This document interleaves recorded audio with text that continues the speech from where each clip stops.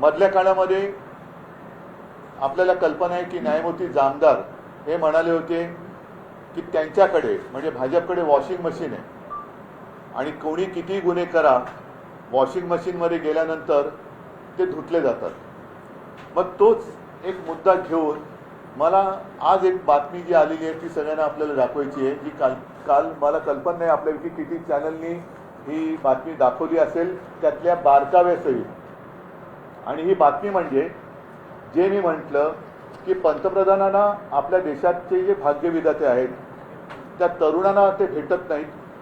अगदी रात्री मध्यरात्री एकदम काय ते फ्रेंड्स म्हणून त्यांना इंस्टाग्रामवरून संदेश देतात.